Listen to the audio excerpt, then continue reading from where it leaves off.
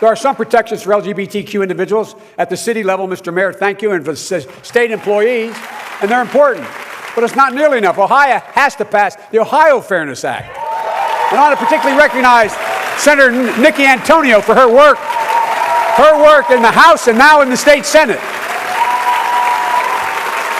Guaranteeing every person living in Ohio knows that they are safe and can live their lives without fear and discrimination when they go to work, when they try to rent an apartment, or when a trans woman testifies recently in the Ohio State Senate, she said, when seeking to buy a wedding dress.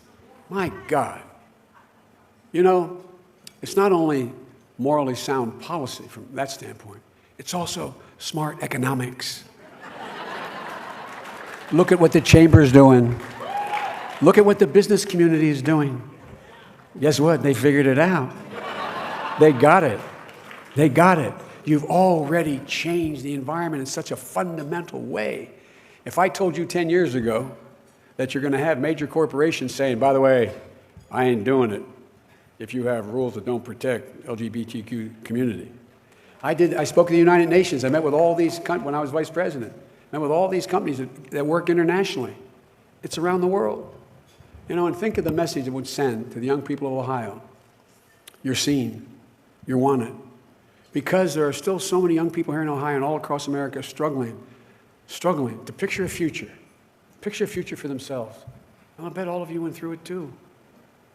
Where do I fit? Where will I be safe? How will I be affirmed? Are they going to love me? The worry of being rejected by their families and communities, kicked out of their homes, subject to vile practice of conversion therapy. That's why the Biden Foundation created an initiative called As You Are, promoting understanding and acceptance for the safety of LGBTQ youth. Look, all of you know, this is not just a matter of what's right. This is literally a matter of life and death for so many young people. A 2017 study found that 47% of LGBTQ youth had considered suicide and 23% attempted it. I don't have to tell you how hard it is for these kids, because many of you were these kids. You remember the sleepless nights, the terror in your heart when you first spoke your truth. Coach, I'm gay. Mom, I'm transgender. Not knowing, not having any idea for certain how the loved one might respond. Even today, how many of you still look down the street who's watching before you give your partner steal a kiss from them? I suspect many of you have become strong and as resilient as you are today with the support of those who offered help along the way. Sounds silly, but the teacher who looked out for you in the classroom. The coach who said, no, you're on my team. The relative or neighbor who stood up for you when others didn't. The faith leader who reminded you they're all born and created in God's image. The chosen family who filled the void when your biological family wasn't there with uncommon love, acceptance, and support. That's who I believe we are. And that is the soul of America.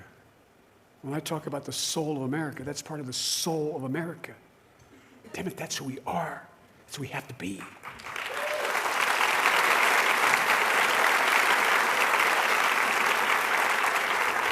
This is our real moral obligation. These are not somebody else's children. They're all our children.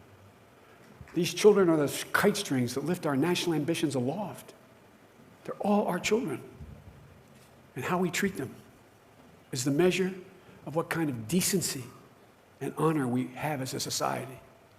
There's nothing short of that. That's the America we need to show the world, because make no mistake, the rest of the world looks to the United States to set an example on how to treat historically marginalized populations. They do. And we need to send a clear message directly from the top of our government that prejudice is prejudice and humanity is humanity, period. No cultural reason or excuse. We have to make it clear, as we did in our administration. The United States of America will not stand for it in any countries, and we will not cooperate with those countries who engage in this fratricide that they're moving on. Using religion or culture to discriminate against or demonize LGBTQ individuals is never justified, not anywhere in the world. Violence against any person, any form, is intolerable. And yet around the world, LGBTQ community people face terror and torture, from Chechnya to El Salvador to Malaysia to Tanzania, and even in some of our democratic allies like Romania. We're losing ground to some of the divisive politics we're battling here at home in the Trump administration.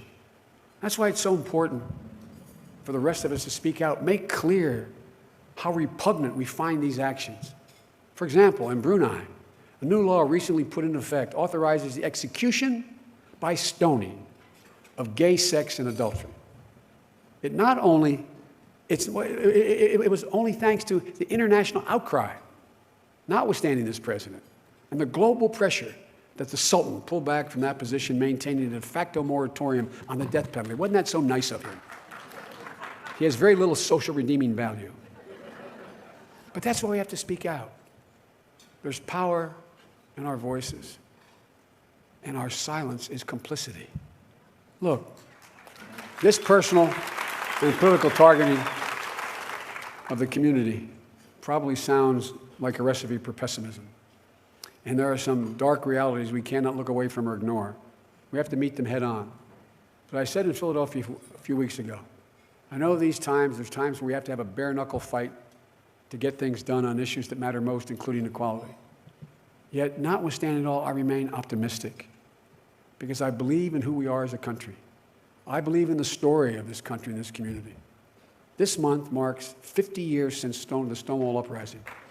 50 years since those brave individuals, when pushed too far for too long, took a stand on Christopher Street. 50 years. As transgender activist Ms. Major recently put it, we were fighting, and it was for our lives. 50 years since the birth of a movement that's delivered so much acceptance and hope and pride in the community. But just 1 year, even just 1 year later, in 1970, we saw Christopher Street Liberation March that planted the seeds of global pride in the movement, Global Pride, which has spread around the world, empowering people to embrace their identity, even in places that are still too dangerous to do so.